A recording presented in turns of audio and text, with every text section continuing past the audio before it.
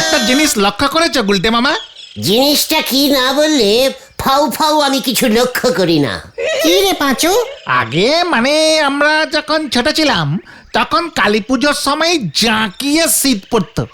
এখন দেখো কালী পুজো চলে গেল, শীত পড়বার কোনো লক্ষণই নেই। ওরে ক্যালটা বুলাস পাঁচু, ভূগোল পড়িসনি? এত এর সঙ্গে আবার ভূগোলের কি সম্পর্ক? গভীর সম্পর্ক।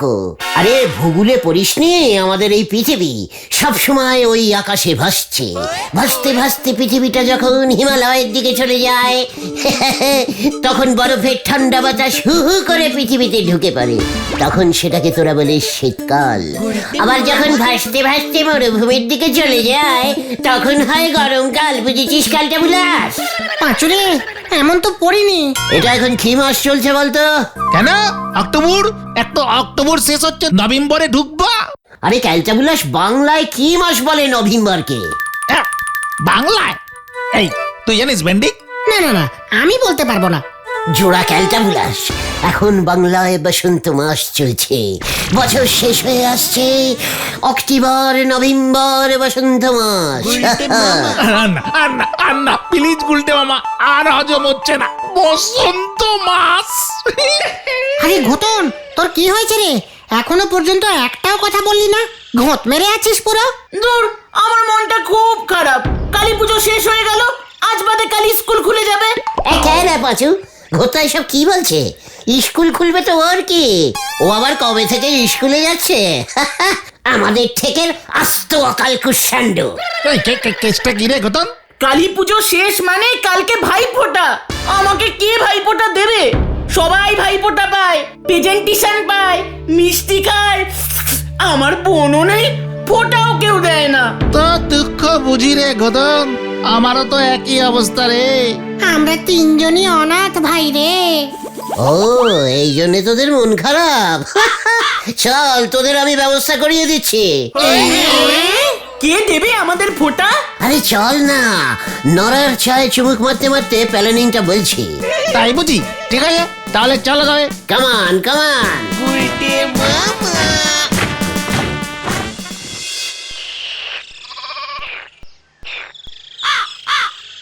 নরা রে, একেই বলে ঘরের আটিস দাম পায় না। এ আপনি কি বলতেছেন গুলটি বাবু? এখানে আবার আর্টিস্ট এলো করছি কি? কে রে পাঁচু, নরা এত আনলজিক্যাল ক্যালটা বুলাস, এসব পুরনো বাংলা টোটকা কথা বুঝেছিস? তুই আর কি বুঝবি? আমিও তো বুঝতে পারছি না গুলটে মামা। হ্যাঁ তো, ওরে গলতপুরের মার্কামারা বলদের দল, এখানে আর্টিস্ট বলতে কবি তোদের বুঝাইয়াছেন। আমরা আবার আর্টিস্ট কবে থেকে হলাম? ওরে একেবারে গ্যাদ গ্যাদে গোবর পোড়া ক্যালটা বুলাস, আমি হলুম গিয়ে তোদের লিডার। সে লিডার নিজেই ভাই ফোটার সৃষ্টি করেছে, বুঝেছিস? আর সেই লিডারের ঠেকের মেম্বাররাই ভাই ফোটা পাচ্ছে না। জয় গুরু। বোঝো, জামাই এসে হলধর বাবুর বাড়িতে আর ঘোমটা দেশে গদাধরের বউ। কার সাথে কি তুলনা করতেছে গুলটে বাবু? কার ঘর, কিসের আটিস, আর কোথায় গে ভাই ফোটা? দাদা, মানুষকে এত আন্ডার এস্টিমেটিং করবি না বলে দিচ্ছে। আচ্ছা আচ্ছা ঠিক আছে ঠিক আছে ঠিক আছে, কিন্তু তুমি ভাই ফোটা শুরু করেছো মানে? সে অনেক বড় গপ্প রে। আবার গল্পে ঢুকবে মনে হচ্ছে। বলো বলো গুলটে মামা বলো।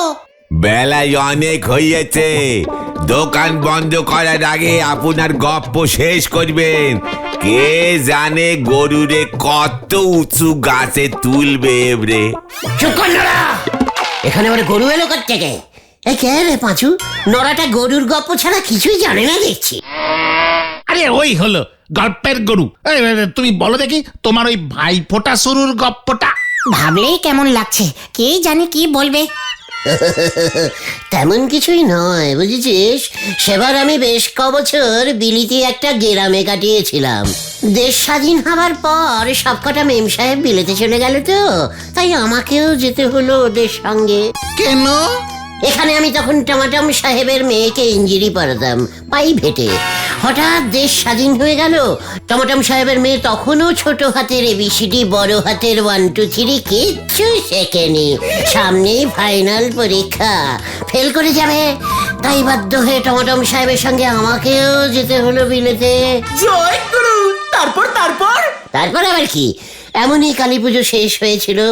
বিলেতে কালী পুজো হয়? টমাটম সাহেবের বাবা ছিল কালী ঠাকুরের ভক্ত। যাই হোক, কালী পুজো গিয়ে ভাই ফোঁটা এলো, ব্যাস টমাটম সাহেবের মেয়ের সে কি কন্যা, কি কন্যা! কেন? কেন? ভাই ফোঁটা দেবে কেমন করে? কেন? ওরে ক্যালটা বুলাস, বিলেতে ভাই কোথায়, সবাই তো বেদার। বেদার? সেটা আবার কি? আরে বেদা বেদা, ও বেরাদা।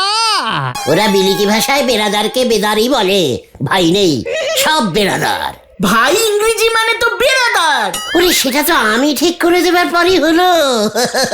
আমি তো টমাটম সাহেবের মেয়েকে বললাম, চিন্তা করো না, নো চিন্তা ডু, আই গুলটে ইজ ভাই অ্যান্ড ভাই মানে ইজ বেদার।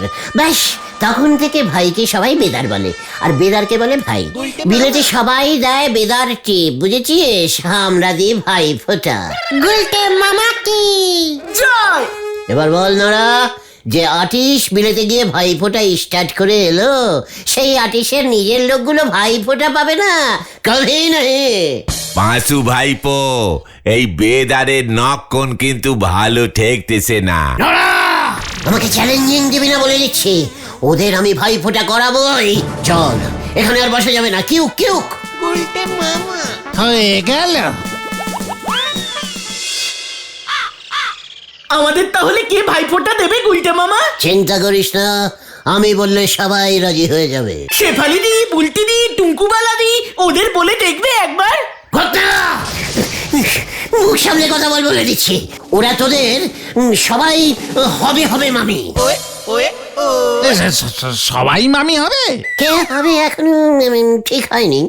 ঠিক আছে, তবে আগেই তোরা মামিকে দিদি বানিয়ে দিচ্ছিস, তাহলে আমি তোদের মামা থেকে জামাইবাবু হয়ে যাব না? ঠিক ঠিক ঠিক। আরে তোমরা এখানে? নরদার দোকানে গেছিলাম তোমাদের খোঁজে। কেন রে বুদন, তুই আমাদের এত খুঁজছিস কেন?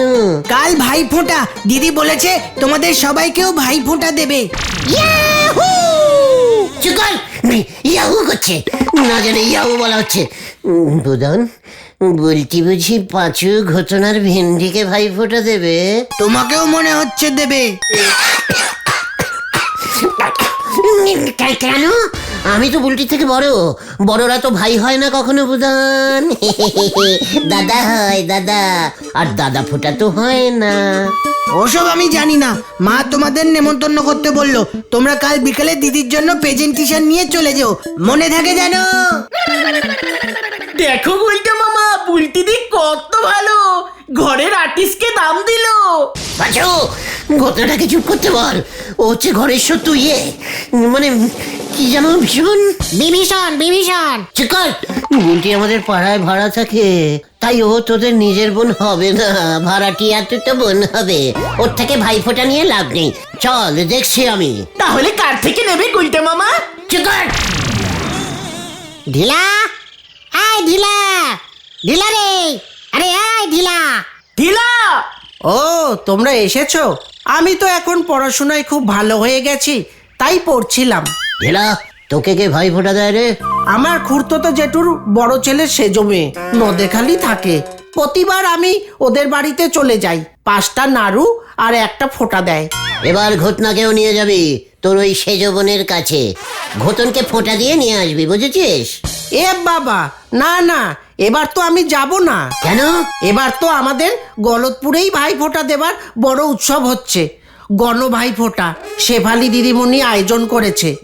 গলতপুরে যত দাদা আর ভাইয়ের মতো দেখতে ছেলে আছে তাদের লাইন দিয়ে বসাবে, আর গলতপুরের সব বোনেদের মতন মেয়েরা ভাই ফোঁটা দেবে। দারুণ। দারুণ মানে? বলহরি দারোগা মিষ্টির টাকা দেবে বলেছে।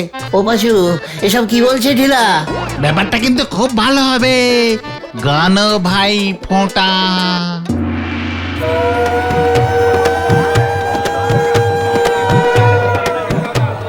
ভালো করে মন্ত্রটা পড়িস কিন্তু তোরা। ওই গুলটে হতো সারাটা তো দেখতে পেতেছি না। ও পল্টুকে পাঠিয়েছি ওটাকে ধরে আনতে। এই, না না আমি না, আমি তো মামা, এটা তো মামা ফোঁটা নয়, ভাই ফোঁটা। আমায় নয়, আমায় নয়, আমি না ও গুলটে মামা, ও গুলটে মামা। আমি না। কি হয়েছে, কি হয়েছে? এসব কি বলছো? আমি না। আমি না, কিছু না। চল চল এখান থেকে, একটা খুব ইম্পর্টেন্ট কাজ মনে পড়ে গেছে। চলে আয়, হারি পাপ। যা বাবা, কোথায় যাবো আবার? এ কি, আমরা পুরসভায় ঢুকছে কেন? কি বলছিস তুই?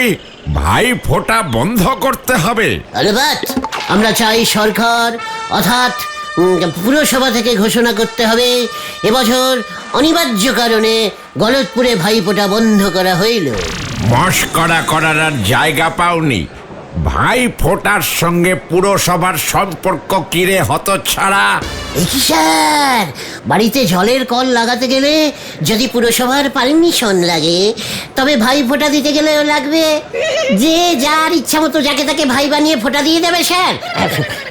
মানে হলদরদা, কি কাণ্ড হবে তখন বলুন দেখি? গলতপুরে এমনি কোনো ব্যাচিলার ছেলেই পাওয়া যাবে না, সবাই ভাই বোন হয়ে যাবে, কাউর বিয়েই হবে না। আর গলতপুরে স্যার বিয়ে বন্ধ হয়ে গেলে পুরসভা থেকে কেউ ময়লা ফেলার বাস্কও নিতে আসবে না। তারপর স্যার আপনাকেই কেউ নেমন্তন্ন করবে না। যতই হোক, আপনি তো পুরসভার হেড, আপনার কিন্তু নিজেরও মেয়ে আছে স্যার। শেফালির কি হবে স্যার? ও ভুল করে সবাইকে ফোঁটা দিয়ে ফেলবে স্যার, স্যার বিচ্ছেরই ব্যাপার হবে। সত্যি বড় সমস্যায় পড়েছিস তো।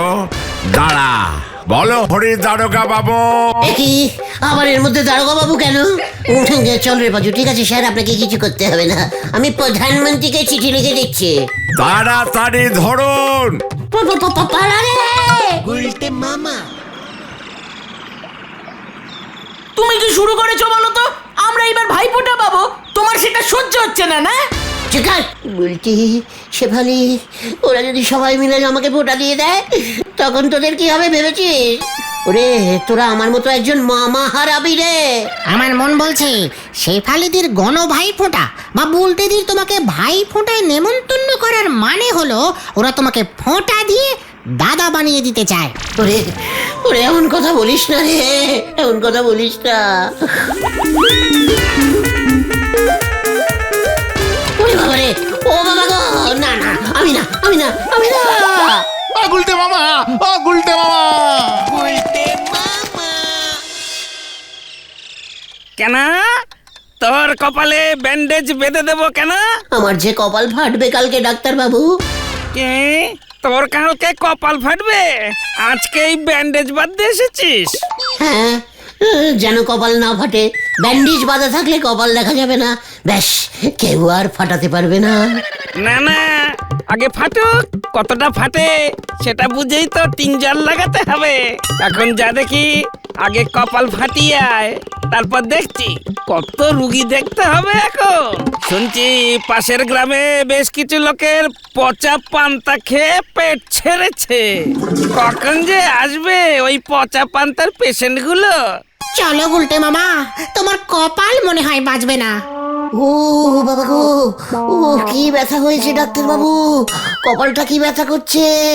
কপাল ব্যথা করলে কেউ ব্যান্ডেজ বাঁধে হতো ছাড়া? গরম সেক দেগে তোরা যাবি নাকি এবার টিটেনাস ইঞ্জেকশনটা বার করবা? গুলটে মামা গো, ইঞ্জেকশন মানে ইঞ্জেকশন দিয়ে কি হবে? আসছে ডাক্তার বাবু। ডাক্তার বাবু, এই স্টাথোস্কোপটা দিয়ে একটু কপালটা দেখে দেবেন, সত্যি ফাটবে কিনা। করেন ইঞ্জেকশনের বাক্সটা বার করতো। চলে রে পাচু। হিহি, আমাদের বসন্ত মাস, গুলটে মামার সর্বনাশ। পাচু, ঘটনাটাকে মুখ শান্তিন করতে বলে দিচ্ছি। তুমি তাহলে এখন কি করবে গুলটে মামা? ব্যান্ডেজ দিয়ে কপাল গার্ড করতে তো পারলে না। তাহলে কি হলো? আমি কাপড় দিয়ে কপাল বেঁধে রাখবো, দরকার হলে গামছা জড়িয়ে রাখবো। ব্যান্ডিজ হলে লোকে খুলতো না, এমনি গামছা কাপড় হলে লোকে জোর করে খুলে তোমাকে ফোঁটা দিয়ে দেবে। তাছাড়া ভাইফোঁটা কপাল ছাড়াও বডির অন্য জায়গাতেও দেওয়া যায়। ঘটন এসব কি বলছে রে বাজু? ঠিকই তো, ভাইয়ের কপালে ব্যান্ডেজ থাকলে অন্য জায়গায় তো ফোঁটা দিতেই হবে। ইস কি সিন! পাড়ার সব মেয়ে বউরা দল বেঁধে তোমার পুরো বডিতে ফোঁটা দিচ্ছে। তোমার পুরো বডি একেবারে ফোঁটাতে ফোঁটাতে পুরো ফোঁটা ফোঁটা হয়ে গেছে।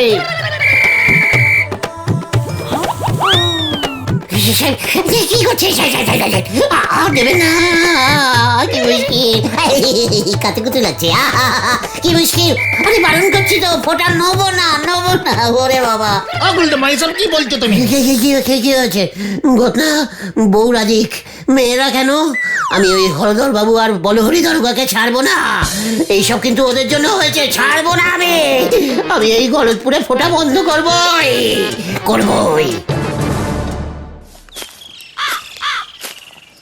কেসটা কেমন হলো?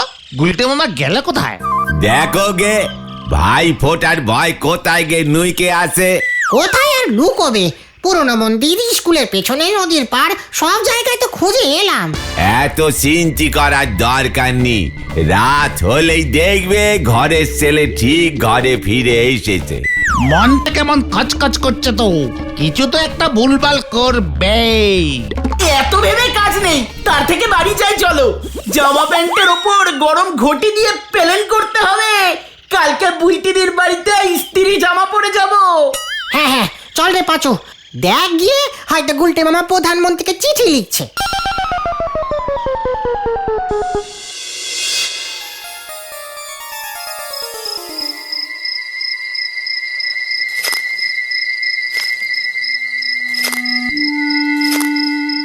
এবার দেখ আমার ফুল বডি ব্যান্ডেজ।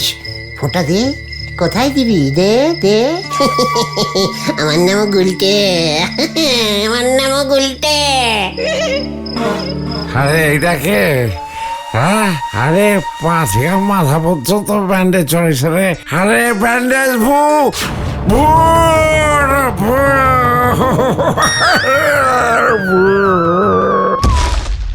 এই দাদু,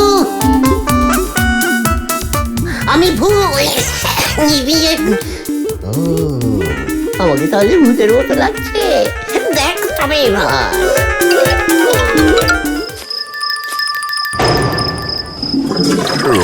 রোজ রাতে খাবার পর পেটটা এমন মোচড় দেয়। এই ওটা কি? এই কে রে তুই? ভূত, ব্যান্ডেজ ভূত। এ মানে ভূত? এই এখানে কি করতে এসেছিস? ভাই ফোঁটা বন্ধ করতে। কি ভাই ফোঁটা? ভূত ভাই ফোঁটা বন্ধ করতে এসেছে? কে রে তুই? ওরে বাবা, ভূতকে ঘটে ছুড়ে মারা, দেখাচ্ছি মজা। এবার আমি তোকে ব্যান্ডেজ ভূতকে ভয় খাচ্ছে না হলদর বাবু। নগেন দাদু অজ্ঞান হয়ে গেল, অথচ আমাকে ভয় খাচ্ছে না হলদর। ও শহর থেকে মিষ্টি কিনতে গিয়েই দেরিটা হলো। কাল ভাই ফোটার সকালে উঠে মাংসটা নিয়ে আসতে হবে।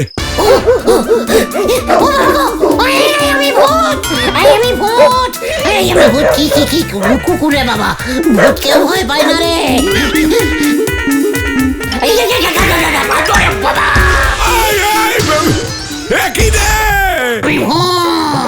কি তুই হতচ্ছাড়া, এই রাত্রিরেও তুই শান্তি দিবি না? রসগোল্লা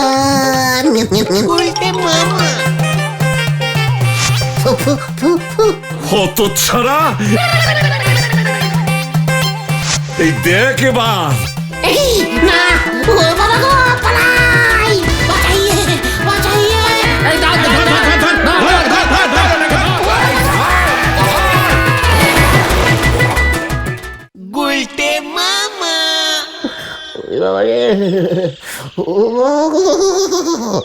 আমি তো হাসপাতালের প্রধানমন্ত্রীর চিঠি দেখিয়ে ফুল বডিতে ব্যান্ডেজ বেঁধেছিল।